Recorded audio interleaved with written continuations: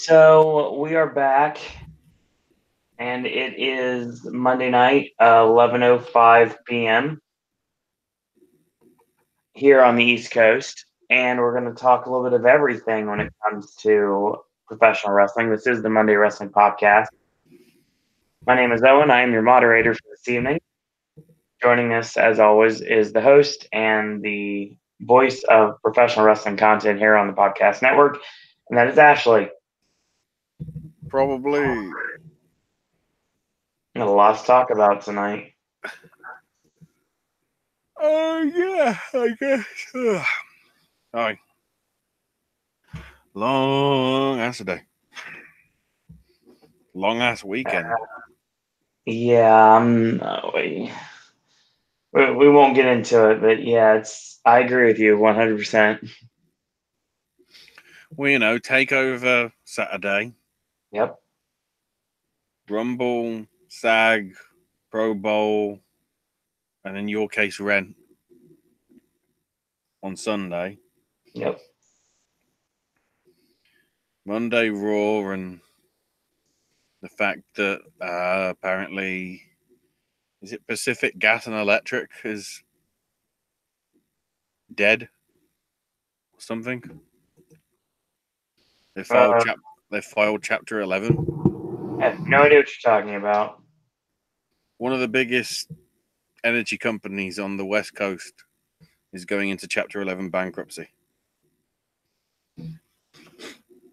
So prepare for Tuesday to just be, oh look, all the stocks went down.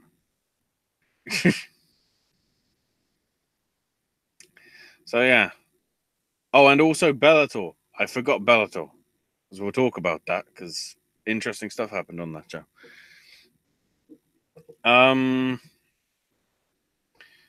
We'll go in WWE chronological order first, I guess, though. All right. Takeover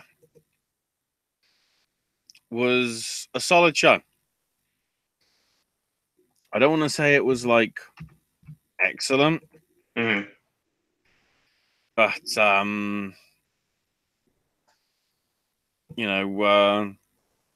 Raiders getting the tag belts against off Undisputed Era, I'm surprised about. I thought it wasn't really time yet, honestly. Yeah, I thought it might have been time to pull the trigger later on down the line, but hey, there you go.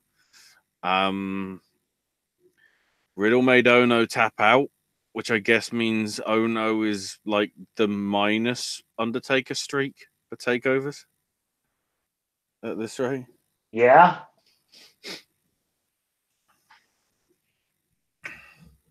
Then Gargano beating Ricochet in Match of the Year.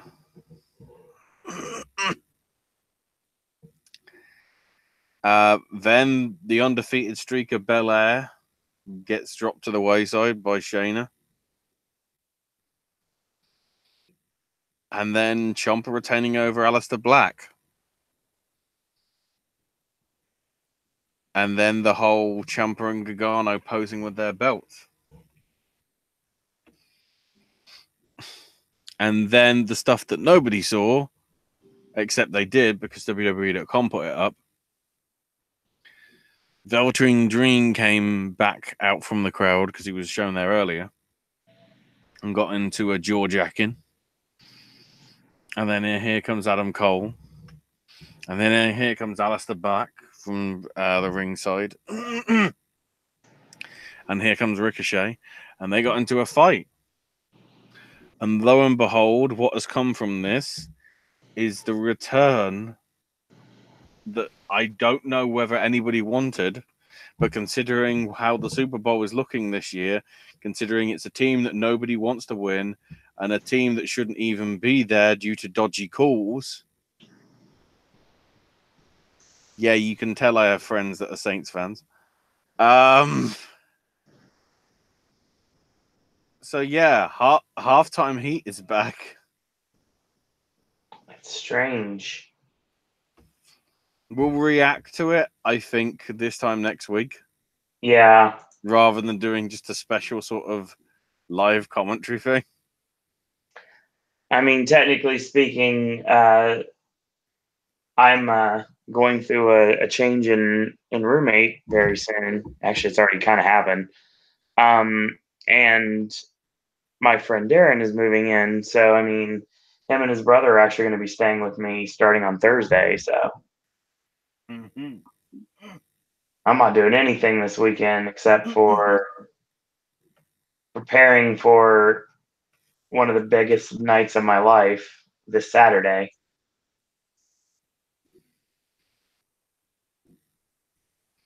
Oh, you're going to MLW Super Fight? No, I'm going to see Penn and Teller, Oh. which I've waited my whole life for. And on and I can confirm that I'm very angry with. This is obviously not wrestling related, but I'm very angry with the concert promoters not choosing Orlando as one of the locations for Warped Tour this year. And I will state that because of my Florida Mall having them, as long as nothing changes, I should have all of the elite animal shirts by the time Wednesday rolls around. Oh shit. And then hopefully, if this goes well, it was said that they would put the all elite merchandise in Hot Topic.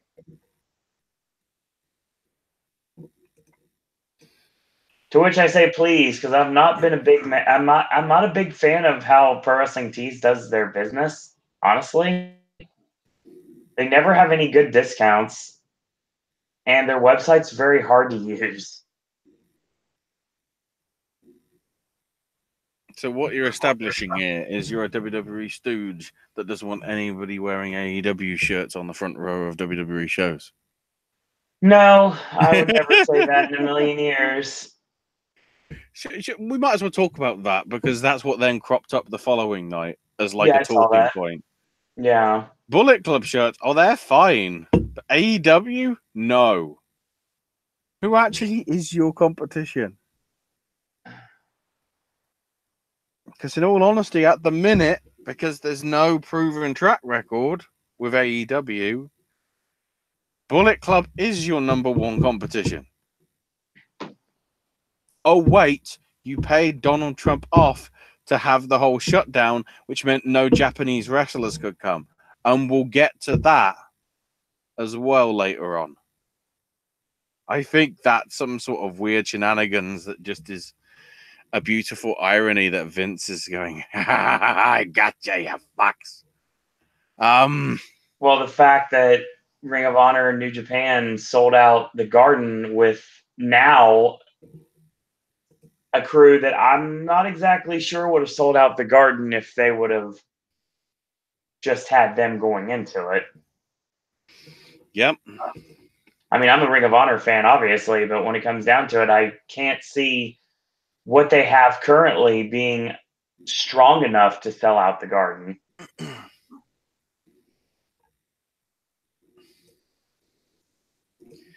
It depends what they do. We'll see.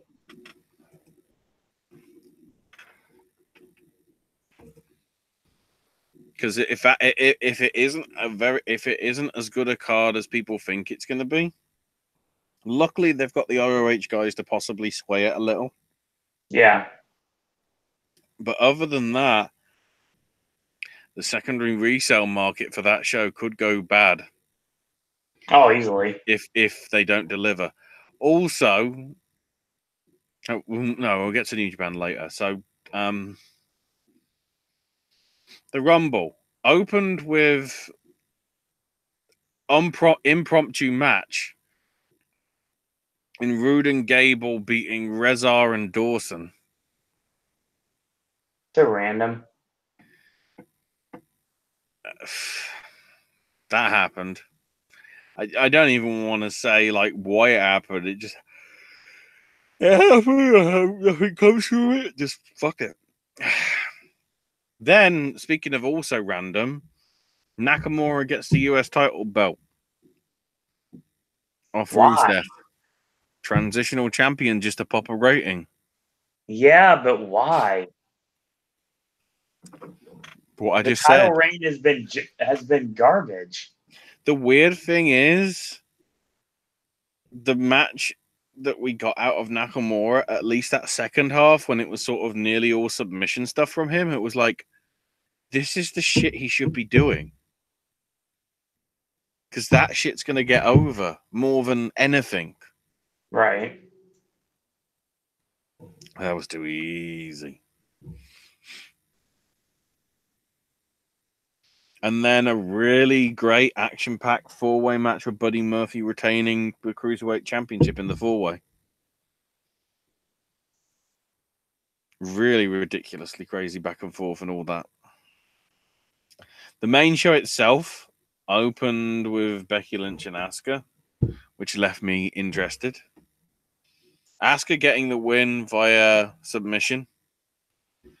Although, it's worth noting, the match had at least 3 Becky Lynch wardrobe malfunctions. One of which probably was a nip slip. Yep. But because it was on pay-per-view and on the network, they cut to black when it happened. So literally in the space of 8 days, 7. On Monday, we had Sasha's tight covered ass. Okay, that sounded wrong. Yeah. They would be tights, wouldn't they? I mean, when I saw the close up, it was definitely a nude colored thong, basically. No, it was. She had like sort of like file, sort of like women's tights on over the top of it. That certainly was what it looked like to me from my vantage point. But in the sort of like, it looked more like sort of the wrestling sort of sheer tights to add sort of color to skin tone and whatever. Like you see the men wear quite often. Not just the women. Very similar to, it happens in gymnastics, doesn't it? Yeah. When they have like the skin tone part of the outfit to make sure there isn't any sort of pop out ability or whatever we call it. So as soon as Becky lost there, I was like, the dream's still alive, boys. The dream's still alive. Speaking of dreams, Ms. O'Mac and Shane O'Mac, that's a great shirt, beat the bar to become new SmackDown Tag Champs. Shane finally hit the shooting star press, I heard. Yes, he did Somewhat. one better than Brock. Ronda beat Sasha. Shock surprise. Although it did lead afterwards to the 4 horsewomen fingers in Ronda's face. So we're dropping even more hints there. And then, because we needed all the women's stuff done, the Women's Rumble, which started off with Lacey Evans, and I'm like, why? Really? The amazing thing is she actually went 29 minutes. Why? I don't know. You're gonna hear me say this a lot during the rest of the show. My response is why. We had Natalia, Mandy Rose, Liv Morgan, who was out in 8 seconds. Oh well. Mickey Ember, who apparently got fucked up by Alexa Bliss. Like legit, because she wasn't able to wrestle tonight. Billie Kay, Nikki Cross, Peyton Hoyce, Tamina, then Zia Lee from NXT. And I'm going, she's barely been on NXT. Why are we calling her that? Plonkers. Sarah Logan, Charlotte in at 13. The unlucky Flair number, I guess. Then Kyrie was 14. Maria Kanellis was a thing. Naomi tried to do clever shit and got rid of Mandy Rose, and then Mandy Rose fucked her up. So, Naomi wasn't even in for 90 seconds. Then we had Candice LeRae, then Alicia Fox, then Casey Catanzaro, which is worth bringing up because the save that she did, literally like doing a handstand, flipping herself onto the bloody ring post, and then she had enough lower body shape and movement to be able to sort of get up from the ring post and like pull herself up. Then she immediately got thrown out by Rhea Ripley, but another interesting spot. Then 20 was Zelina Vega, who came out dressed as Vega from Street Fighter. Genius. Ruby Riott, Dana Brooke, whose side is she on? Then Io Shirai. There is a god. Then Rhea Ripley. Then Sonya Deville. Then Alexa. Then Bayley. Then Lana. Know that. I knew that was coming. Yeah, always. Then Lana, who was limping her way out because she got injured earlier on in the night because of Rusev and Nakamura and all that. So she wasn't able to compete. We'll get to that. Then Nia, and then obviously Carmella.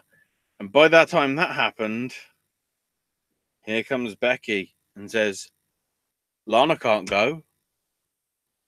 You need 30 people in the Rumble. I'd like a go, please. And Finlay just eventually went, have at it. And, the final four were Bayley, Nia, Charlotte, and Becky. I'm hearing the Sesame Street music in my head right now. Well, no, but in all honesty, if you look at the list of the final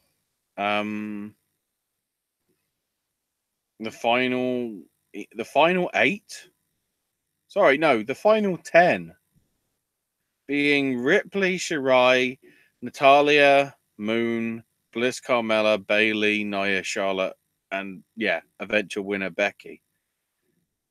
There's literally nobody in that 10 that I didn't think would be a sort of a fit for not winning the Rumble. Then again, I'm biased towards Ripley and Shirai. Where the fuck was Toni Storm in all this? I thought that's why she won the Mae Young Classic. Anyway, eventually it was Becky that managed to get rid of Charlotte. Charlotte did go quite a while. She wasn't the longest, though. I think that, Natalia did like 56 minutes. Ember did 52. And Charlotte did 50. Then, amazingly, Lacey Evans was the 4th longest at 29 minutes. Terrible. And Mandy Rose was in there for 25, nearly 26 minutes. Also terrible. And then in terms of eliminations, Charlotte got the most as well. Although there were 3 each for Bayley, Ruby, Nia, and Rhea Ripley as well. So,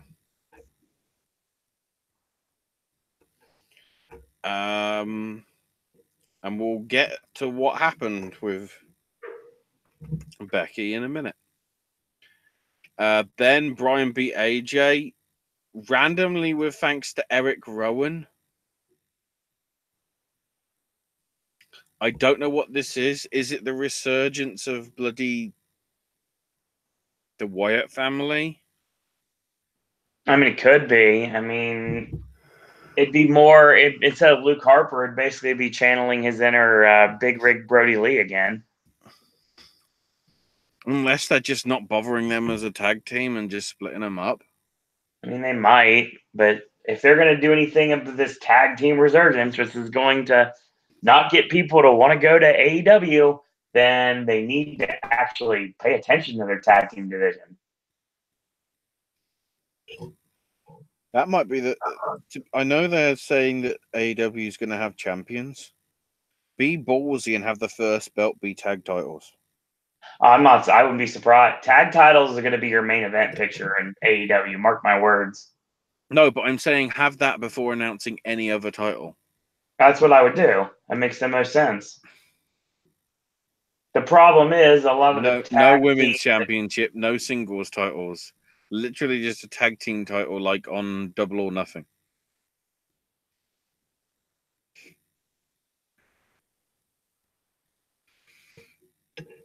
Anyway, then Brock beat Balor with the Kimura submission in about 10 minutes, roughly. Which was... At first I thought there might be a slight chance, and then it just sort of looked like, oh no, we're doing the Brock booking thing again. Sucks. I know why it's done, but still. Yeah. And then the men's rumble, which started off with Elias and Jeff Jarrett. Officially is now a producer with the company again. We'll get to that. Boy, will we get to that. Nakamura was in as number 3. Then Kurt Angle showed up. Then Big E, Johnny Gargano at 6. Great, good to see him up there. That's cool. Jinder, Samoa Joe, Kurt Hawkins, Seth was a number 10. Who went on to win, might as well say it now. First time, I think, from the low teens that somebody's won, if you don't take into account Duggan winning from 13 when it was a 20-man rumble. Then we had Titus, Kofi Kingston, who did a somewhat special escape with thanks to Xavier, and then nothing came from it. That seemed to be the trend. God knows, rather than being like one, oh my God, how did they do that to, avoid getting eliminated, and then they get eliminated. They did 3, which I think cheapens the whole idea of it. Well, yeah. Which is a bit of a shame. And Staffarelli at 13, then Ambrose, No Way Jose, who got in the ring, eliminated by Samoa Joe in 2 seconds, and then conquered straight back out. I have no problems with this. Then we had Drew, Xavier, Pete Dunne at 18, Andrade, Apollo Crews, Aleister Black at 21, Shelty B, Baron Corbin, Jeff Hardy, Rey Mysterio, Bobby Lashley, Braun Strowman, Dolph Ziggler, Randy Orton, and then R-Truth, who got attacked by Nia Jax. This is horrible. And Nia was in the Rumble. And got the shit beaten out of her by men. That was enjoyable for that reason. But I mean,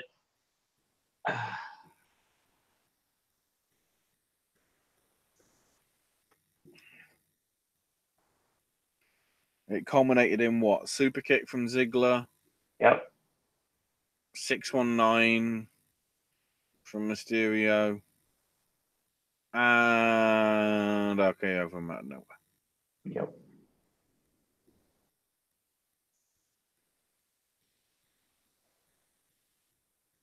And then Nia actually got eliminated by Mysterio. So it's just like,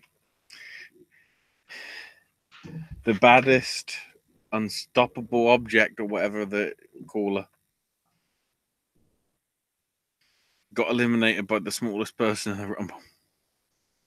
That's how it should be. And Seth eliminated Strowman ultimately to win. Ziggler, of course, being in there despite saying, "Oh, I'm on a hiatus. I'm not showing up tonight." The great thing is, because he got eliminated like second last as well, I bet he had to fucking run for that comedy show, didn't he? Probably, depending on how close it was to the venue.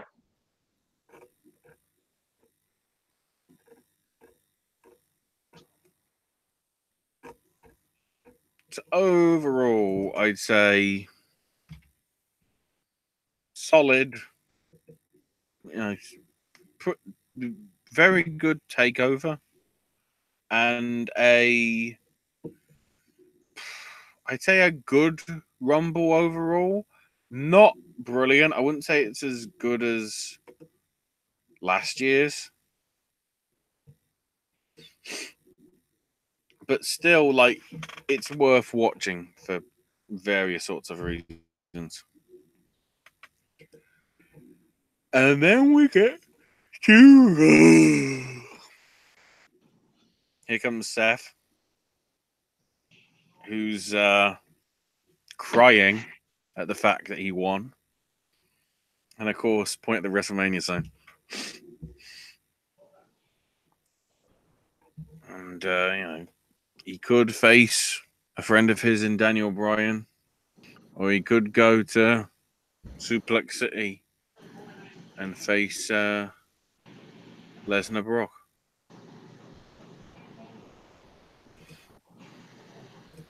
And then here comes Triple H, who's apparently crying as well for some reason. It says, Becky's got to make the same decision that you've got to do. She'll be making it tomorrow. But I need you to make your decision by the end of the night. And, Daniel and Brock will both be here tonight. Of course, the fans are chanting "Slay the Beast," so I think we know who it's going to be. Except then Dean Ambrose comes out. This is an interesting little thing. Your father-son thing is cute between you two, but it makes me sick. I was on the road with you, and beat up cars with $500 just to be able to get from town to town. Triple H want nothing to do with you, and when we tried to take over the company, Triple H just got in our way, and it's just like, oh, brother card? Yeah. What a great brother you were by stabbing him in the back on the same night your other brother announced he had leukemia. And Ambrose just goes, "This doesn't concern you, Triple H." And, and then Triple H goes, "Anything in this ring concerns me." And it's like, let's hope you do win, Seth, because let's be honest, without help, you've never been able to beat me. And then said to Triple H, "Put us in a match right now." And Triple H is like, no. And then Ambrose sort of went through the ropes in a similar pose to what Triple H is doing, and went like, "Oh, you need permission from your father-in-law?" And it was just like, oh. Then, of course, the fans being smart were going, "Yes, he does. Yes, he does." And of course, Triple H is, "Get me a referee." And of course, the referee was John Cole.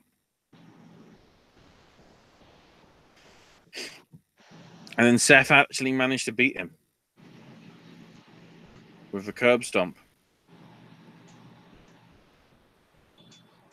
And, he's seething, confused in the ring. And Ambrose is still sitting in the ring as we get back on commercial. Says that he's got something serious to say about it all. Before he could, here comes Nia Jackson to Mina. And they sort of jaw-jacked at each other, and then Nia clocked him from behind and he fell out the ring. And then all the referees are like saying, you can't fight. The fans are chanting, let them fight. In all precedents, considering what you did last night, you've ultimately legitimized intergender wrestling, which is what you didn't want to do.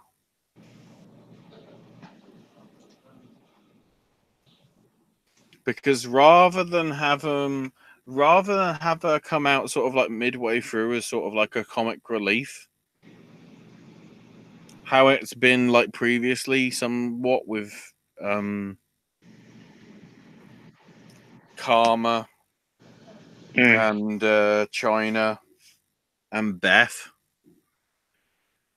This time it was like the number 30 spot, as in like the critical point when nobody else is coming. And, you know, you had the big names in there. I mean, Seth was taken out by Lashley, so he wasn't there. And I think Strowman was busy, but, you know, Ziggler did a thing. Orton did a thing. Andrade was still in the ring at this point.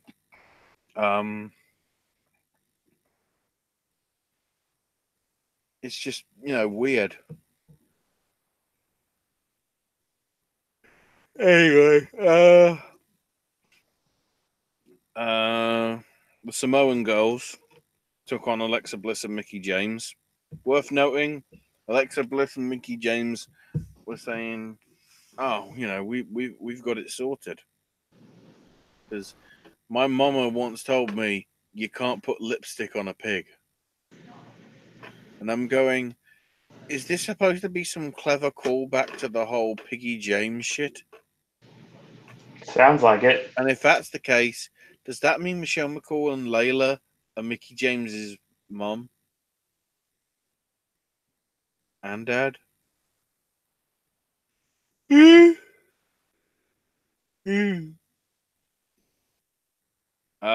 even Tamina won, sort of unsurprisingly.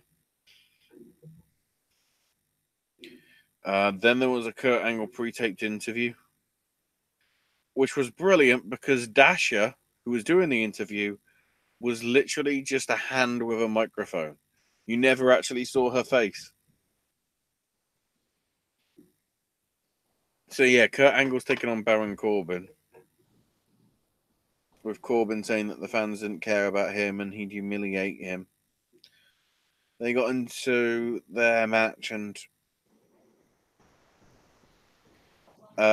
deep six, and in literally 4 minutes, Kurt Angle just loses.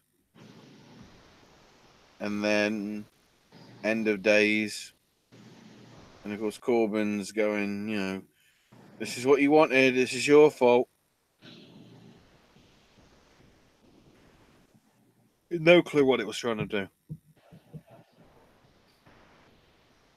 Finn's looking gingerly backstage. And he says, you know, how Lesnar beat him and then beat him again last night. But, you know, I still believed. You know, I can hold my head up high for that. And then here comes Lashley and Leo Rush. And basically, you know, how the hell did you get a title shot? You know, you wouldn't stand a chance against my man, Bobby Lashley. Except, of course, if you look in the record books, Finn's already beaten Lashley. I guess they don't want you to know that. And Lashley just basically attacked him. So, whatever. So then the Revival versus the reuniting Edgeheads.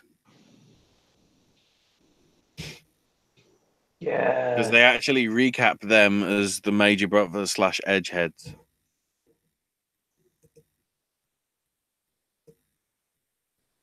From weeks ago. By weeks, I actually mean years, but there you go.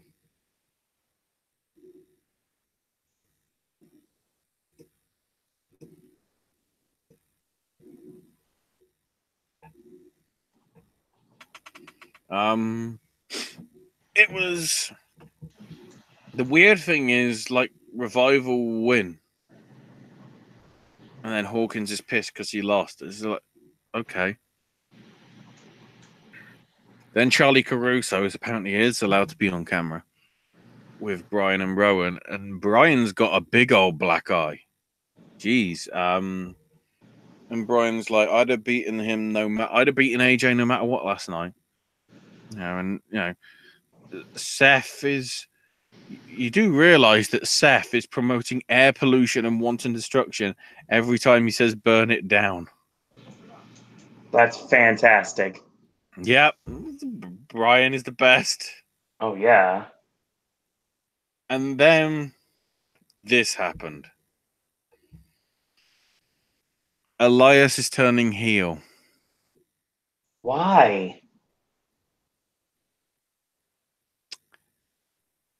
Because of what's happening now. So he's turning heel. He's doing a song for himself. And then, Jeff Jarrett's back. Jarrett even used the term slap nuts. So, that's a thing. Well, I'm a WCW guy, so I think that's kind of cool.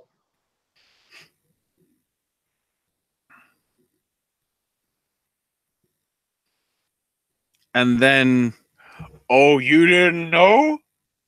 Happened. Oh, you mean the person who really sang With My Baby Tonight? And out came Road Dogg. And then just to really piss off the bloody SJW internet marks, Road Dogg was in a Becky Lynch t-shirt. Oh, my God. And Road Dogg was like, look, Elias, if you want to perform with yourself, just play with yourself on your own time. And then he's like, if you're not down with that, I've got 2 words for you. And then, like, some of the fans were going, holy shit, and Road Dogg's going, come on, this is PG product. You can't say that stuff anymore. Which, of course, meant the entire arena started chanting, holy shit. And then it's just like, I see by doing that I've made it worse. I apologize.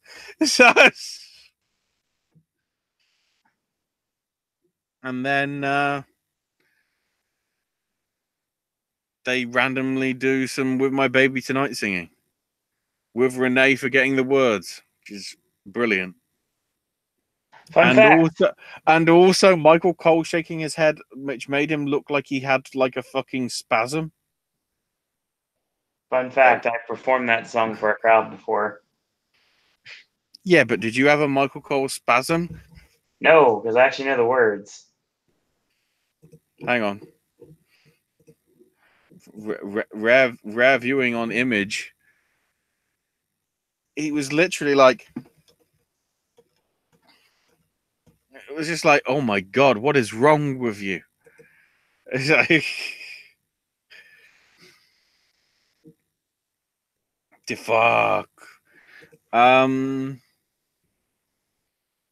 then Dana Brooke caught up with Natalya and says, look, I know Ember's supposed to be your partner, but she got hurt. And Dana's like, look, surely I'm as good as Ember. And it's just like, I don't care about who's the best. We need to try our best. And Brooke's like, best? I'm not just better than Ember Moon. I'm better than you. And then she goes, so are you coming, Natalya? So, as if it couldn't get any more confusing, the face, Dana Brooke, turned heel and then face again in 7 seconds. Oh, that's better than Big Show time right there.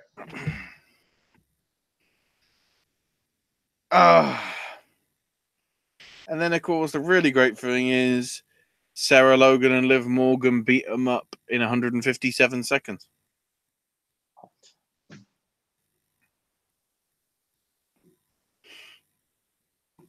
Oh, and then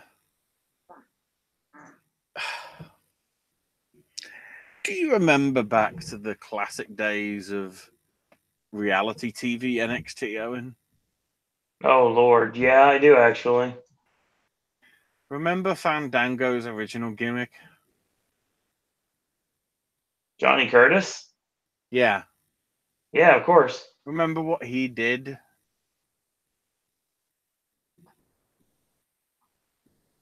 Like, no crying over spilt milk.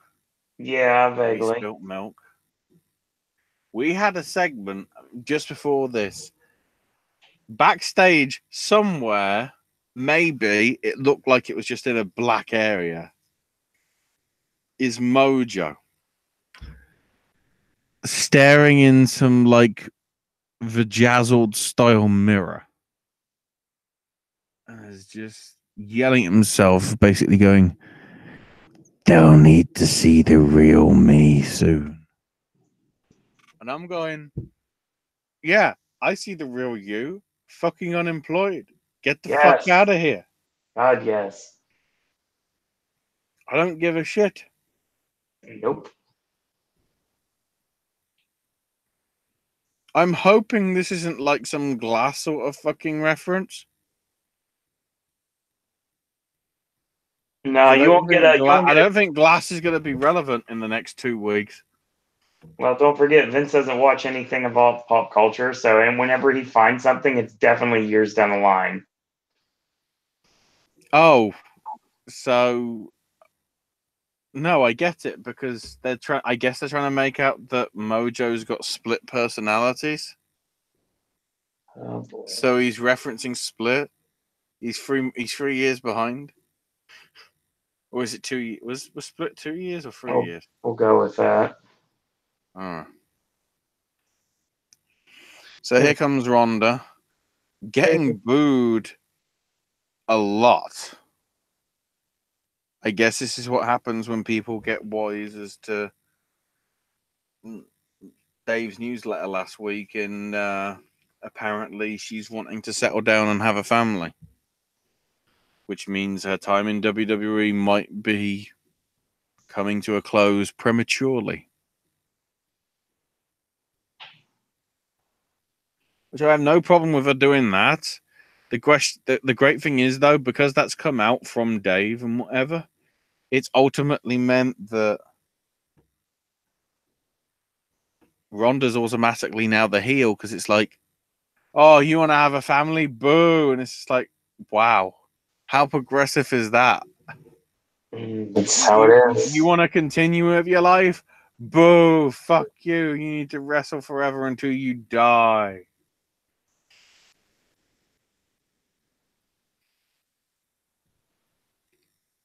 And clearly this was supposed to go to some sort of open challenge style thing. But she kept getting distracted by the fucking crowd. So Bailey interrupted and basically went, I challenge you, even though it was an open challenge. Except that wasn't established, except that was the title of the match in the first place. Ronda won.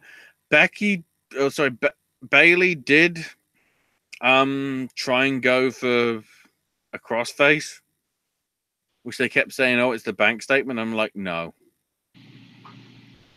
That is a Benoit redacted. I think you'll find. Bailey tapped pretty much immediately as soon as the armbar was put on. And then they shook hands afterwards. Except here comes Becky Lynch. Limping away with a stone cold knee brace. It's happening, everybody. The gender change has occurred. Stone Cold is officially now Becky.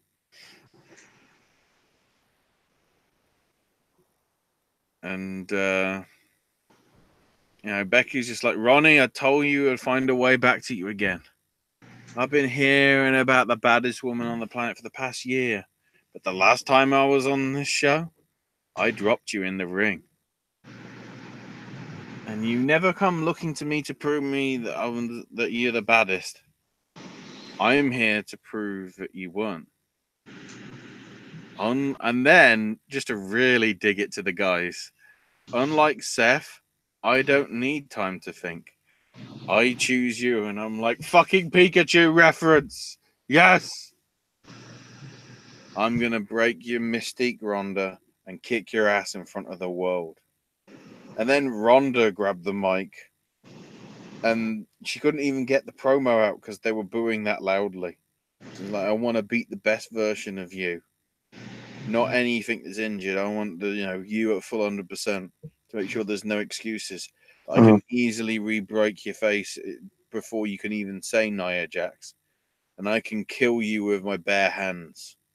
And I'm like, oh wow, we're gonna have murder, everybody, at WrestleMania.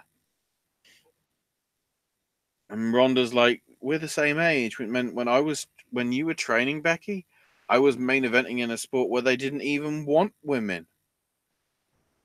I've been a household name for a decade. I own the ground I walk on, and every arena that I go into for a match is mine too.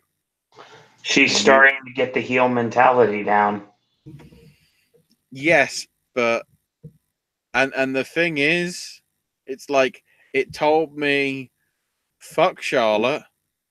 This has already got enough beautiful heat behind it in one promo for the next 69 days to be fucking incredible. The thing I also would say, because of who's in this match, put this match as the actual main event. I think it's going to be. I think there's no way around it at this point. It's more high profile than somebody, at least Ronda's there practically every week doing something. Right. Rather, and that was honestly the reason why you sort of foresaw Seth versus Brock getting announced, because it's like Brock ain't going to show up for another 4 weeks, is he? No. Probably. And I mean, I don't care about Seth Rollins right now at all. I really don't care about Braun Strowman. And I'm starting to not really care as much about Lesnar either. So, I mean, it's like, this is at least fresh. The Nia Jax thing, no. But this is something I can become invested in.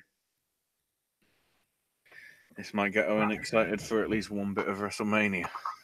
I mean, it's gonna, for a lot of reasons, WrestleMania weekend's gonna be tough. So then again, in all honesty, I think you'd have been more fucked up if it had been Tyler Black versus Bryan Danielson Part 9. That would have been better. I don't care about Braun, no. I don't care about Braun at all. I've not cared about Braun in a long time. Speaking of, the match with him and Drew went to a DQ. Braun getting the win because here comes Corbin.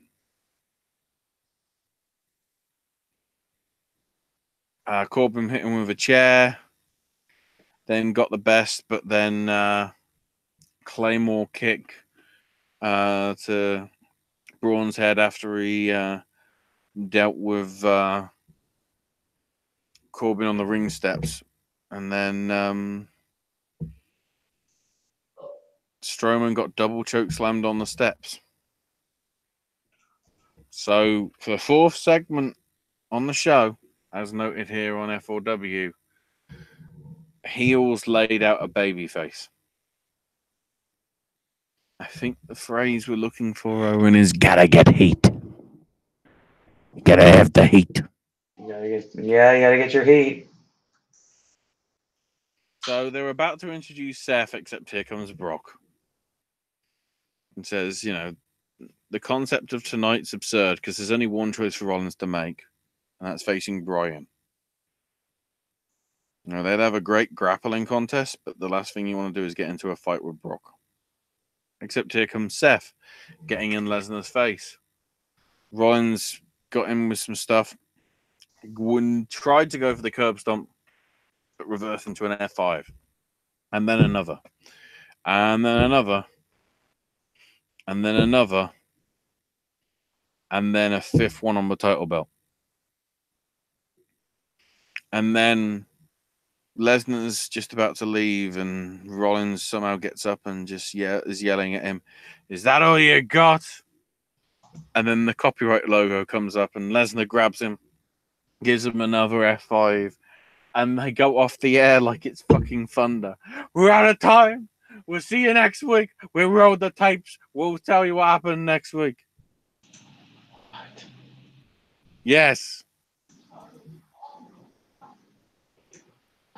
It actually happened. Why? I'm hoping that's a rhetorical question, or the 25th letter of the alphabet.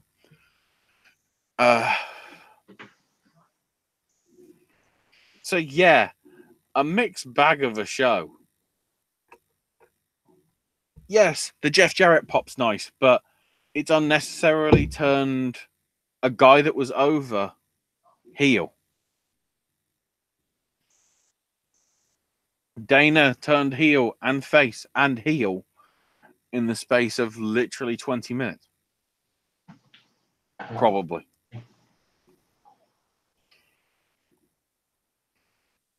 Seth versus Brock was interrupted by, Monday Nitro. Triple H was crying. The whole Nia beating the shit out of men. Surely that means they can fight back, like we saw last night.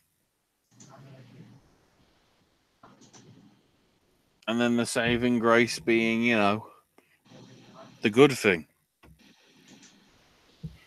Becky and Ronda, which came from a pretty decent women's match.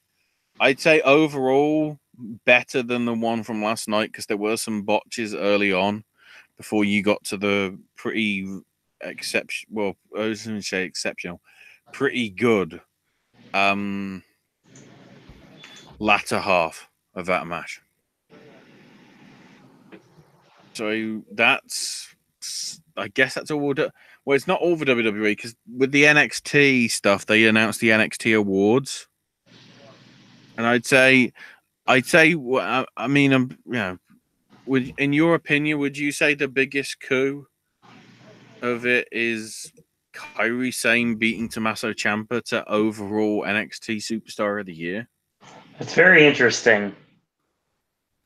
It's fan voted, obviously. Yeah. So it's not entirely fair, but that being interesting. Takeover of the Year went to New Orleans. Future star of NXT went to Io Shirai.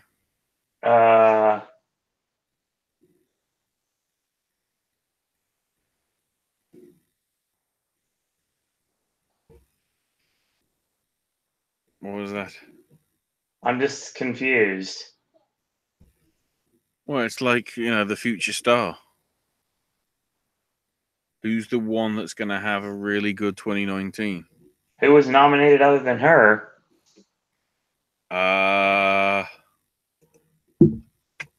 NXT award nominees.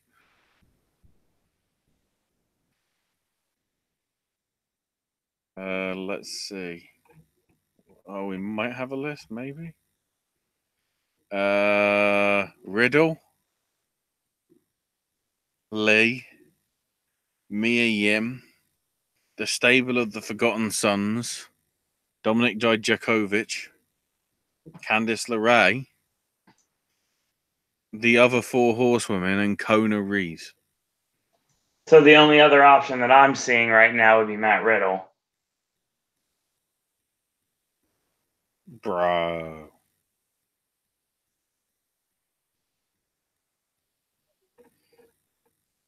Breakout Star of the Year went to Ricochet. Okay. Rival of the Year went to Gargano and Ciampa.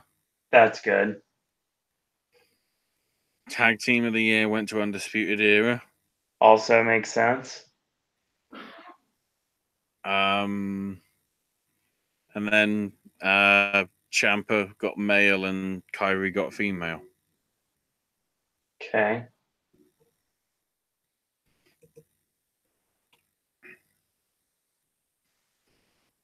Just running through those numbers anyway. So, not only apparently is Jarrett part of backstage, but Impact is. so's Hurricane Helms. Yeah, Impact basically has lost all its road agents right now. Yeah, apparently Hurricane and Sanjay were working as producers tonight. Yeah, this hasn't started yet, apparently. I wouldn't be surprised if they have Abyss maybe down in NXT, trying to build up the big guys. It'd be helpful with Lars Sullivan if he ever can get good to come back. Yeah. Let's hope that something happening.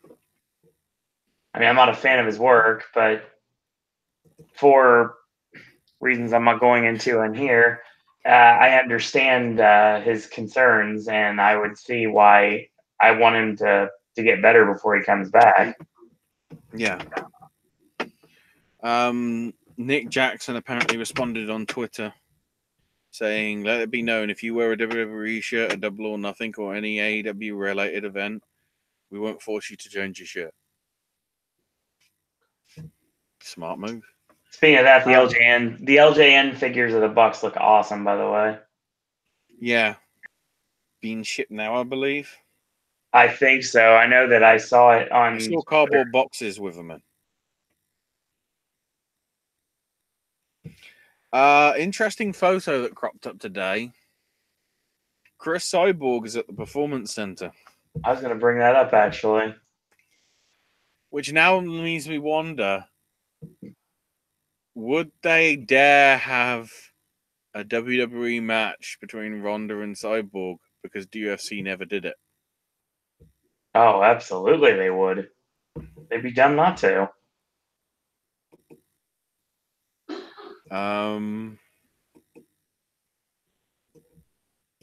Bray Wyatt did an interesting tweet yesterday after Xavier put up a picture of the Wyatt family with Daniel Bryan. And Bray said, "Many have come to pry me open. Many have come asking for the key, offering promises that the doubt would lessen, flaunting their oaths as currency." Are you searching that because you think it's song lyrics? No, it might be. It could be.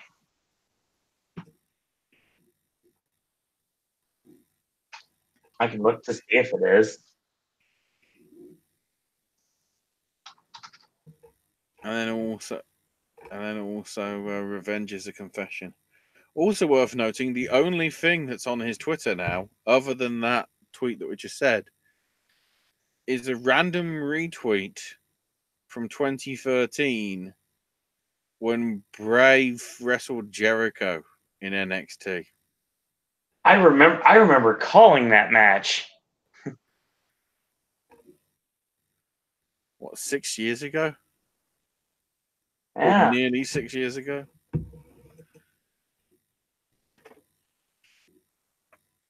And then, interestingly, after the whole "oh shit, is Botchamania finished?"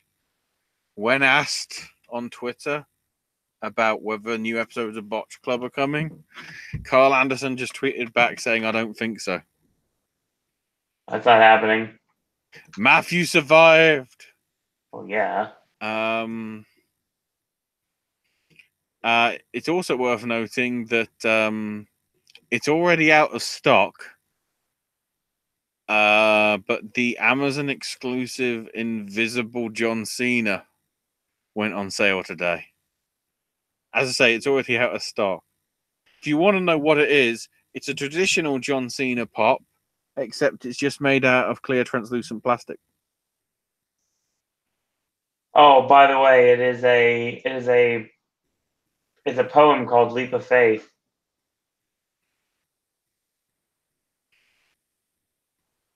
Okay.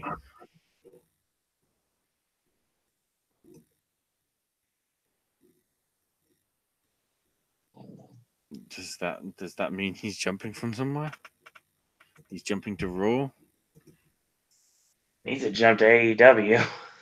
He's what was the building when the monster truck stuff happened on? Cobo Hall. Is he jumping off Cobo Hall into the water of reincarnation or something? Some other bits of news. Jericho tweeted out saying, hey, WWE, Ring of Honor, and Impact. I love watching you push all your randoms, but just know we're maybe interested in only 6 to 8 of your talents total. We don't need you. Also saying intimidation and fear goes a long way in our business, but let's be honest, Brock needs to pull up his pants and lose the gut. The dream is over. I don't play by the script. Both these tweets don't exist anymore. Nope. But Wayback Machine.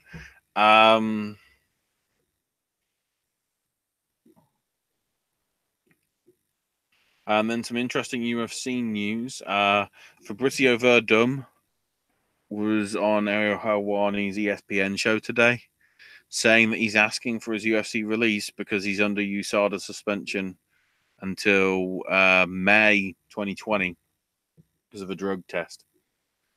Andy Foster told Fightful that the CSAC didn't take any action against John Jones following another positive test.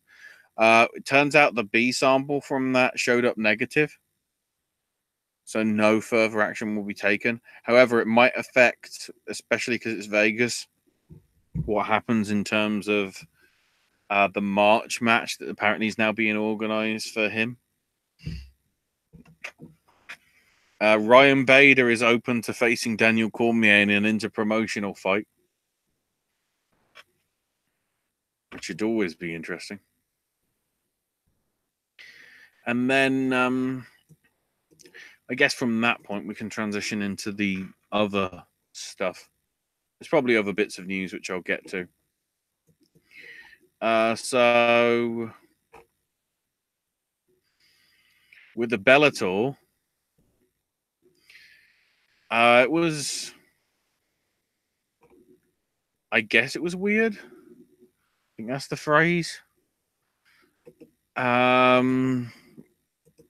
Mainly because I didn't expect it to be as one-sided as it was. Because the show ultimately ran very short. It's supposed to be a 3-hour pay-per-view. 4 of the matches ended in the first round. So, Adil Atamani beat Brendan McMahon in 76 seconds with an armbar submission. Juan Archuleta beat Ricky Bandejas in the only decision of the main card. 29-28 on all 3 scorecards.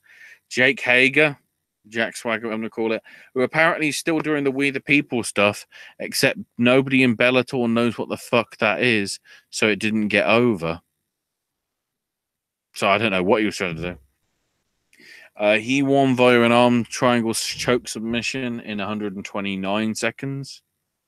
Then Henry Corrales beat Aaron Pico. This was ridiculous because Aaron Pico knocked out Henry on his feet. And he was going in for the kill. And then from out of nowhere, not like an RKO, Corrales just punched him back and knocked him out. And in 67 seconds, you nearly had 2 knockouts and 2 stoppages. And then one that actually turned out to be a stoppage. So, all over the fucking place. And then Ryan Bader beating Fedor in 35 seconds with practically 1 punch. So Bader is now Bellator Heavyweight World Grand Prix Champion, Bellator Heavyweight World Champion, and Bellator Light Heavyweight World Champion. So Bellator's first multi-title champion. Riddick. Bellator is going to be back for a show in England, which I guess will be part of BAMA on February the 9th, and their next pay-per-view thing. Matt Mitrione versus Sergey Karanolov is February 15th. So, what? Just about 3 weeks away? Is that right? It was all I remember is it's 69 days to WrestleMania, because then we can go, ha! 69! And all that shenanigans.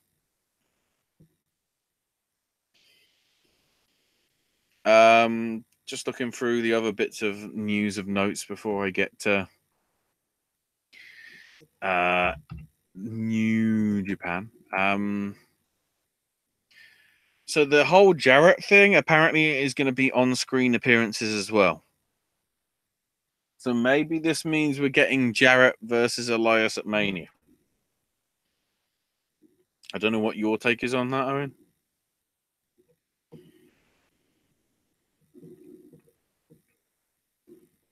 Owen, oh. So we're talking about Jarrett as a producer? Well, Jarrett possibly being with Elias actually in a match, maybe at Mania. I'm okay with that. I mean, honestly. But, I mean, there's a point to it. It's like the only thing that makes sense with Elias, the way that his gimmick is going, is two things: Honky Tonk Man or Jeff Jarrett. We've already rung that bell before, so this was the only bell we didn't ring yet. Then again, if this was Promotion Wars or EWR, the other option on this would be New Jack.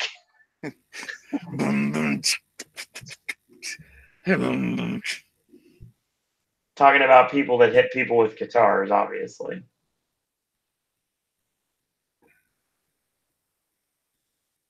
WWE is going to be launching a reality series to search for the, quote, next great female competitor. My fear is this what they're saving Paige for? Might be. Is she the host of this? Probably. In what was a big surprise, I'm guessing in only sort of a cameo sort of role, Roman Reigns is going to be playing Rock's brother in the Hobbs and Shaw. I saw that film. I think it's a nice little thing. Not bad. It's a nice little cameo nodding to the people. He's okay as long as he's not being like micromanaged. You talked about the whole Josh Barnett's Bloodsport thing last week, I think. Or somebody mentioned it in chat. Correct. Well, it's going to get even more fucked up because Minoru Suzuki's part of it. Oh, God. Oh, no. It was obviously reported about last year, but I just remember it now because I saw the network mentioned in the story that I could have mentioned next. They actually had footage of Brock coming through the curtain after beating Roman and literally throwing the title basically at Vince's head. That was kind of funny to me. Yeah, it was ridiculous. Also ridiculous. AEW news. Jungle Boy is an AEW guy. Yep. And Kenny's clock is ticking down to next Thursday. Yes, it is. Apparently, they're doing a ticket party. Yep. And stuff. Oh, and the Worlds Collide tournament comes on this Saturday.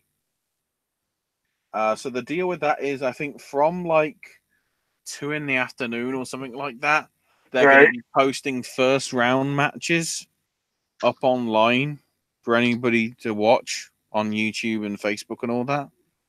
Right. In the added confusion, the Battle Royal to determine the seedings and the placements for that the thing is going to be part of the network special. that's going to be on Saturday evening. So, when you look at it like that, people are already going to know what seed some people are before they actually show the Rumble / Battle Royal. Right. However, we can fucking spoil it. Velveteen Dream won it.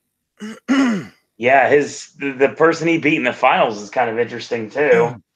Yeah, the match against Tyler Bate, I'm intrigued to see when it shows up on Saturday. Same. I don't know what the bracket was for the rest of the tournament. I don't know whether it officially exists. No,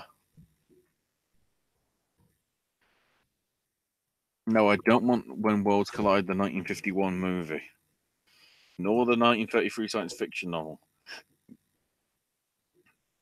nor the role-playing guy. God damn it.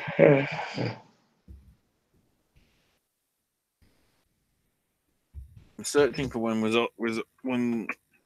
Worlds Collide results. And I'm just fearing that all I'm going to get is like, what was it, ECW and WCW? WCW and AAA. Wow, Jordan Devlin got the bye. Interesting. Gulak beat Mandrews. Humberto Carrillo beat Zach Gibson. There isn't any justice in the world.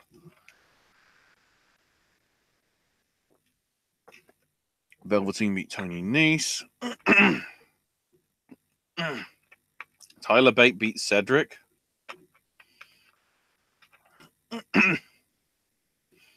Then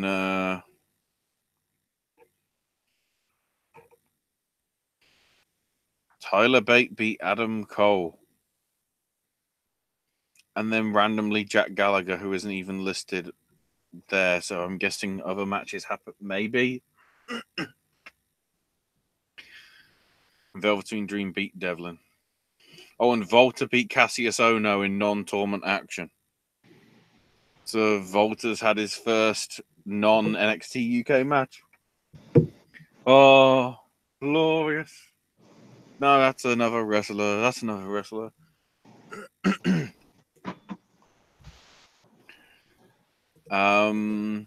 So yeah, that went down. Oh, and they've just announced that Adam Cole is facing Darby Allin and Shane Swerve Strickland at the Evolve shows in February. And then, as he previously mentioned, Abyss and Sanjay Dutt going to the E. So, tonight, of course, is history. Because in the next few hours, Kushida will be having his final New Japan match against Hiroshi Tanahashi before he makes the move to the E. And then we get the split. So we have the New Beginning in USA shows happening this Wednesday, Friday, and Saturday, with the New Beginning in Sapporo shows happening in the early hours of Saturday and Sunday from Hokkaido. So the New Beginning in USA show was heavily affected by the US shutdown, because obviously that meant none of the Japanese wrestlers could get visas. So basically, there's a lot of ROH favors on this card. So running through them, for the Globe Theatre, PWG country, we've got Alex Coughlin versus Clark Connors. Jonathan Gresham taking on Tyler Bateman. Colt Cabana versus Shane Taylor. Brody King and Marty Scurll versus the Killer Elite Squad. Jeff Cobb taking on Carl Fredericks. Dave Finlay taking on Chucky T. And then for one night only, Tracy Williams and Juice Robinson face Beretta and Rocky Romero. The original Roppongi Vice is back for one night only.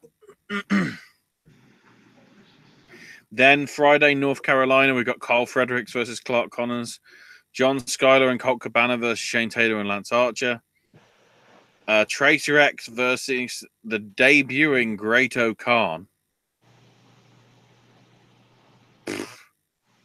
Jonathan Gresham and Jeff Cobb versus Brody King and Marty Scurll, Alex Coughlin versus David Boy Smith Jr., Tracy and Dave Finlay versus Rocky and Chucky T, and then Juice Robinson versus Beretta for the US title.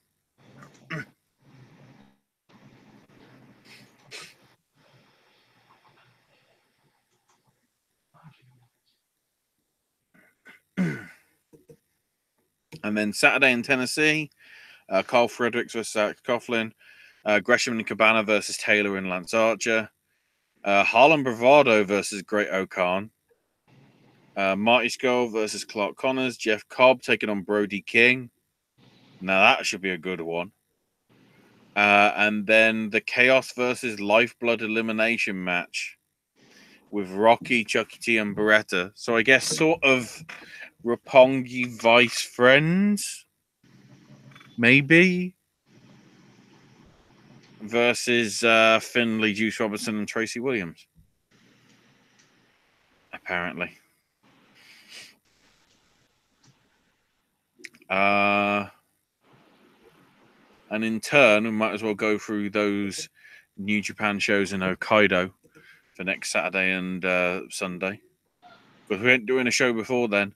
Nope. The big things to note on those shows, the OGs, I guess, can we call them the Bullet Club, I guess? Because I don't know what their official name is yet. I mean, the only thing I remembered was they were still using the term firing squad. Well, the firing squad are facing the not firing squad because it's Taguchi, Yoshihashi, Honma, Yano, and Makabe. We've got Sonada and Minoru Suzuki and Evil and Zack Sabre Jr. going one-on-one into 2 respective matches.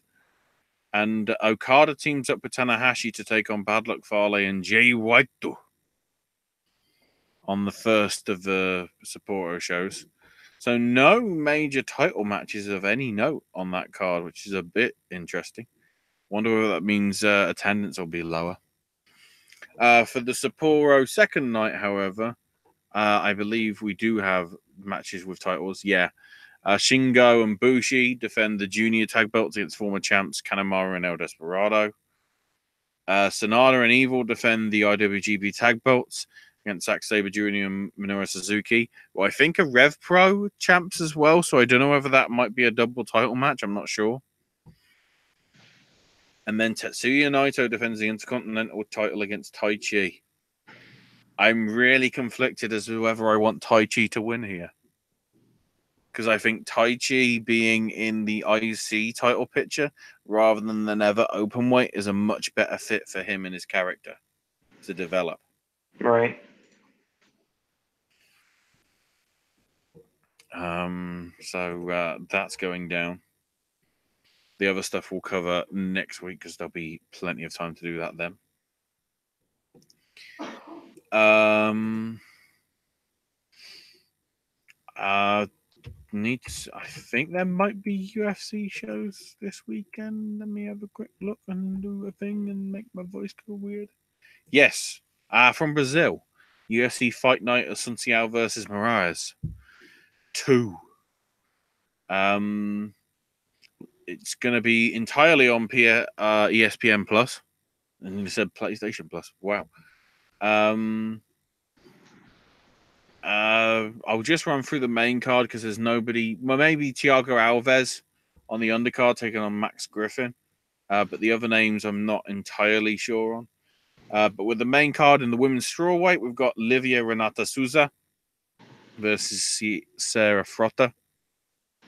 In the light heavyweights, Johnny Walker. I don't think it's that one. Taking on Justin Lede. Charles Oliveira. In the lightweights, 1-on-1 with David Tamor, Damian Maya versus Lyman Good in the welterweights. Then the co-main featherweight bout, Renato Moicano versus Jose Aldo, and Rafael Assunção and Marlon Morales in the main event. Let's hope nobody misses weight cut and all that. Somehow I feel they might, though, which is always bad. Hashtag.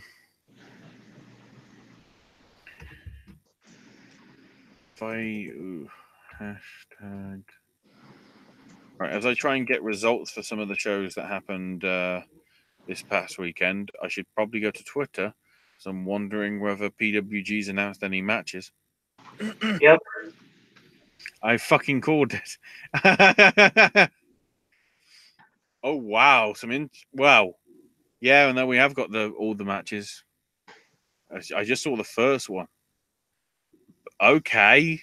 Sorry, the first announced match was Trey Miguel making his PWG debut against Jake Atlas and Jungle Boy in a three-way. Laredo Kid versus Puma King. Aussie Open make their PWG debut, facing the Best Friends. Darby Allin versus Brody King. Jonathan Gresham taking on David Starr. LAX, the Lucha Brothers, and the Rascals in a triple threat for the PWG tag titles. And Jeff Cobb versus Bandido for the PWG world title.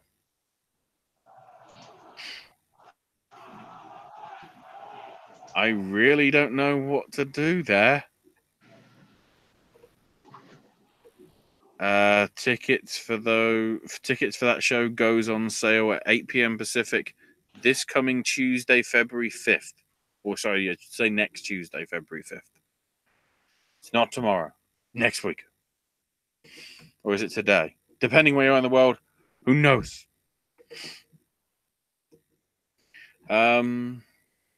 Wow, so there were probably quite a few big things that happened.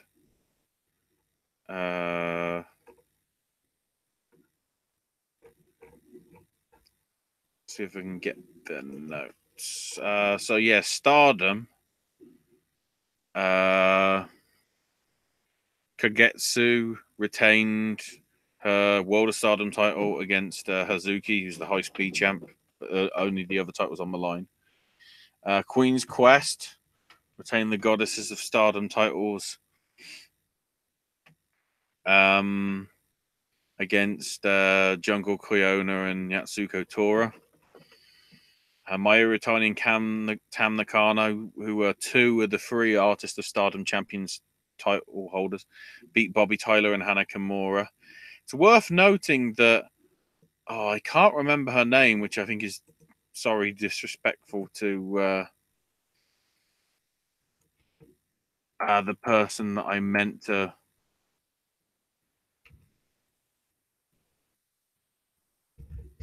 See if I can find the tweet by literally. Yeah, I'm just noticing that. Yeah, there it is. Ospreay said I sent two messages out to two girls going out to wrestle in Japan. I told them Japan isn't vacation. This is work. I don't think they're ready for it. I have to say Bobby Tyler stepped up a game and getting better and better every match.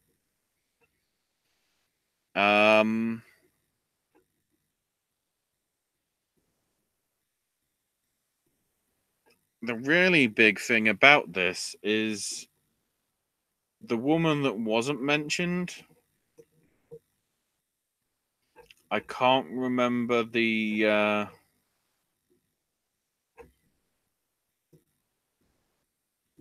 name exactly.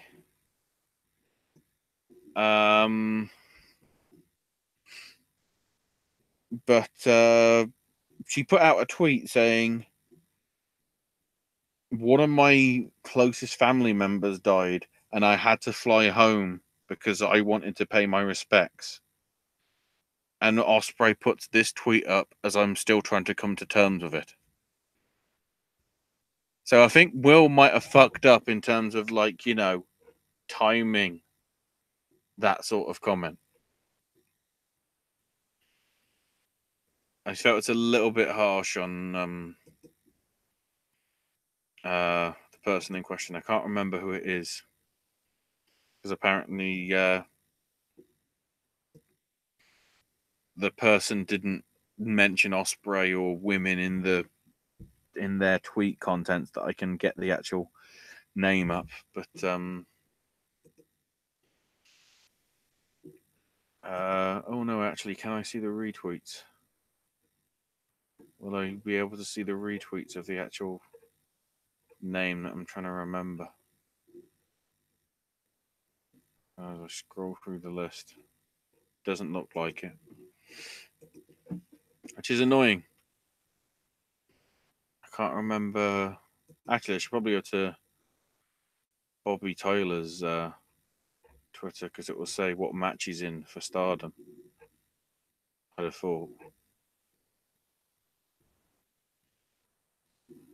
Oh, Sadie. Okay. So I want to give the right name. Sadie Gibbs.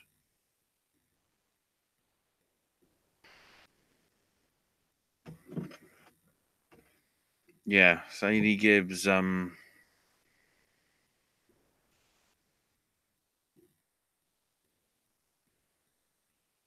Apparently there was a reply saying, "I'm sorry about the loss of your grandfather, but the reputation is before his passing. The actions of your behavior is down to you. This is tiresome now. I'm apologize about my original tweet. It was uncalled for, but your behavior and attitude's the problem. You got kicked out of a shopping center and got drunk running in the streets of Tokyo while police called for backup." Wow. So it seems as if it's like shots fired either way. So maybe it's sort of like Osprey was a bit harsh, which he did acknowledge, but at the same time, I guess he's hoping that it's from what our actions did, along with the passing, might be some sort of a reality check for her to sort of get the right mentality to actually, belong. Maybe, I don't know. Wow. Interesting stuff happening there that clearly got personal. I didn't know it went that personal. I think I just saw the first tweet about regarding it. Jeez, that just makes me feel awkward. Rev Pro being in Bristol. I don't think there was any total changes on that one. No. The main event though being El Phantasmo beating Chris Brooks and MK McKinnon.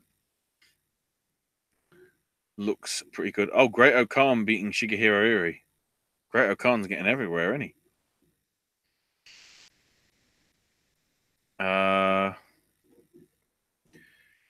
Then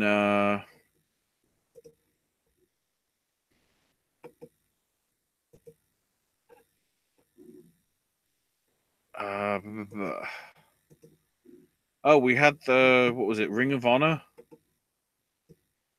Road to G1 Supercard happen this weekend as well. That's another thing that happened this weekend, though. Ultimately, the Tag Wars final was won by Villain Enterprises, Brody King and PCO, which means they challenged the Briscoes at the is it the 16th anniversary show? Or is it 17th? I'm horrible with math. No, it's got to be 16th because 2002 is when they started. Right. So, there we go. I think that was the only thing that happened. Kelly Klein beat Sumi Sakai to retain the Women of Honor title. So, that went down. Also, Jeff Cobb and Willie Mack beat Shane Taylor and Silas Young because all I remember is there was, I think, other stuff that happened, but yeah, that was the big thing that sort of came out of it with the tournaments. No major sort of title changes or angles happened, as it wasn't technically TV.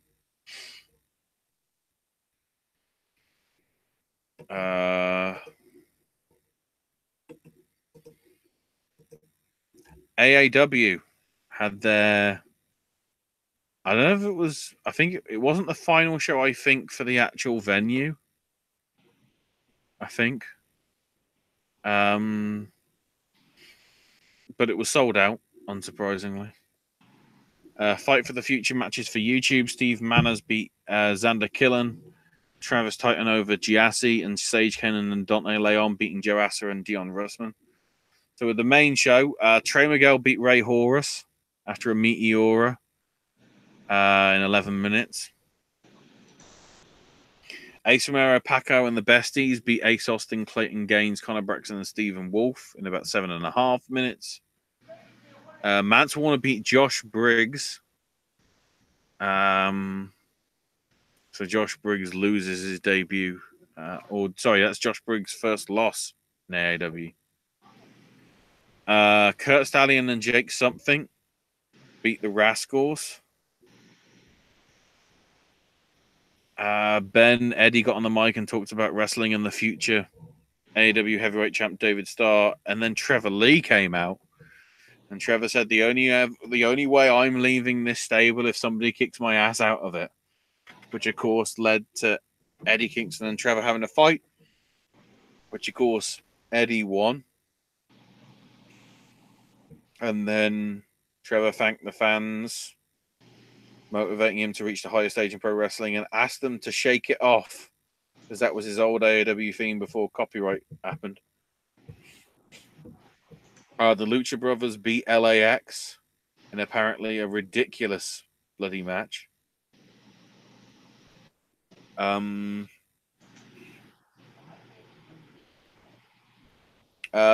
was interesting because there was like a whole, all these guys sort of thing. And then LAX turned on the Lucha Brothers, attacked them, and unmasked both of them, with the crowd going like, oh my God. And then the crowd were now chanting, don't come back. The Lucha Brothers, though, via winning that match, face Myron Reed and AR Fox for the tag belts on the Austin show, which is next weekend. MJF beat Fred Yehai in 11 minutes. DJZ beat Myron Reed in about 13 minutes. Jessica Havoc in 10.5 minutes beat Kimberly. And then AR Fox beat ACH after a 450 splash. The match that ACH requested as he felt AR Fox was the RVD to his Jerry Lynn. Wow, that's a pretty big thing.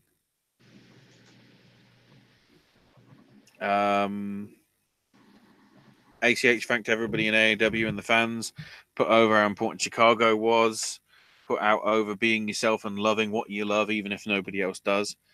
And then, breaking kayfabe, Kingston, Trevor Lee, and AR Fox all came out and had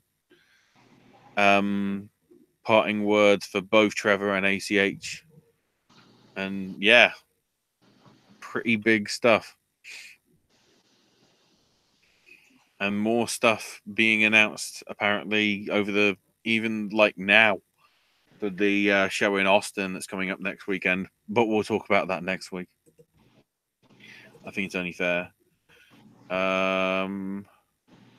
Pac did wrestle in Dragon Gate this weekend then.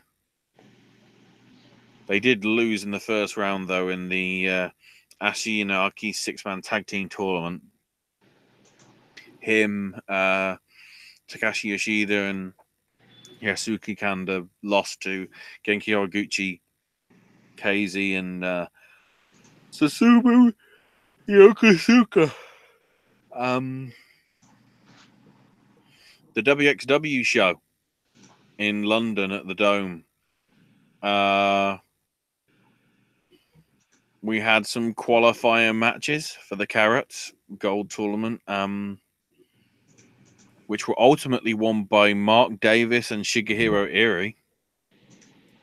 And then we also had Bobby Guns winning the 5-way with Chris Brooks, Timothy Thatcher, Lucky Kid, and Ilya Dragunov. And Absolute Andy retaining the Unified World Wrestling Championship against David Starr.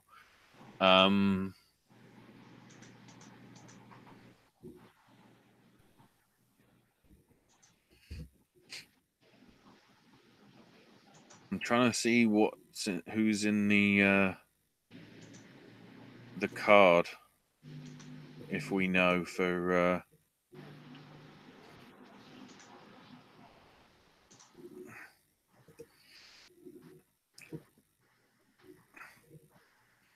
I'm trying to see where the card is for 16 carat. I don't know if you can find it. Owen.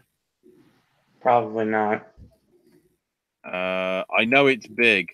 I think Walter's even part of it, which is a bit of a sort of swerve to some extent. I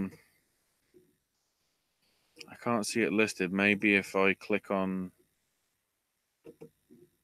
WXW, I might find it in terms of the news on my posts and all that stuff. Don't think there was any other title changes. Just having a quick look. That's last weekend. WXW.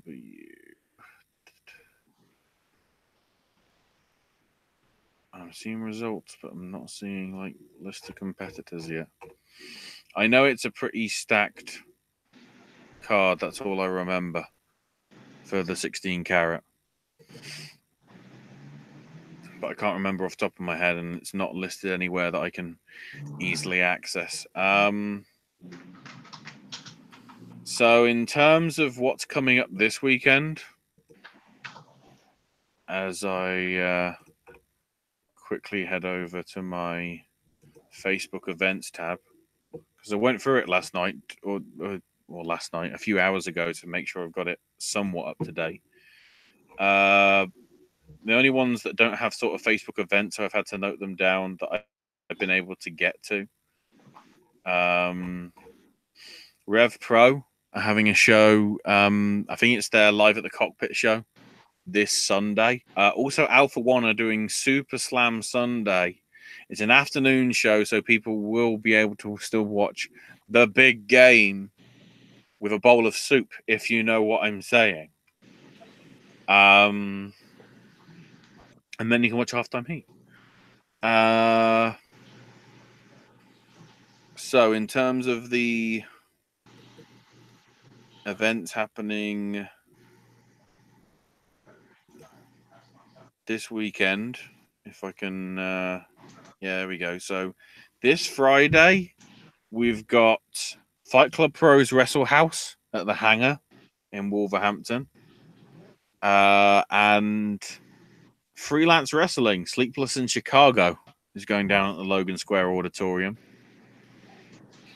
Then Saturday, Black Label Pro Unplugged at the RDS Gym. Impact Wrestling combining with Smash Wrestling for their Brace for Impact event in London, Ontario.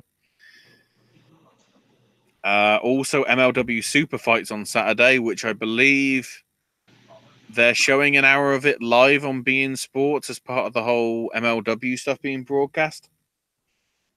I can't remember what match it is. I think it's is it the Lucha Brothers versus it's the Lucha Brothers versus the Hart Foundation for the tag belts. And then Tom Lawler and Low Key for the MLW title. CWF Mid-Atlantic have got their new show, or their next show, sorry, also coming up this Saturday. And then on Sunday, we've got Southside Wrestling's Big Bump Theory at the Bedford Core Exchange, and ICW Fight Club tapings at the Garage in Glasgow are also going down. There's probably other ones as well. I don't think there was anything, at least from what I remember, looking at the Yahoo stuff last week. But I might as well have a quick look at it in case there is anything I did miss. I don't think there is. Is there any other comments in chats or anything else you want to say? No, it's over. It's why didn't that show up in my? No, that's last week. Wait, I guess because that's when the email was sent. I'm not reading it properly. Oh, World of Sport's got more shows apparently happening this weekend. Friday, they're in Scarborough. Saturday, they're in Northampton. And Sunday, they're at York Hall in Bethnal Green in London. That good old place. Trying to see if there's anything else that I'm missing from the usual ones as I quickly speed read through the list. There's a lot of. I'm looking through this list. There's at least like 50 or 60, if that, maybe more, shows happening on Saturday alone. Apparently, it's a busy ass day. No, but the looks of it, I think that is all the major stuff because I don't think Shikara's back until next week. I think same for like Evolve. There's quite a few things happening next week as well. Probably have a quick look at that. Yeah, IPW, AAW, Freelance Underground, Southside, Defiant have got their tapings and pay-per-views. Pro Wrestling Eve, Ring of Honor, CZW's 20th anniversary show. Basically, there's a lot. And we'll cover as much as that as possible next week. Amazingly, despite the fact that we had to cover God knows how much that we couldn't cover over the weekend, we actually went shorter.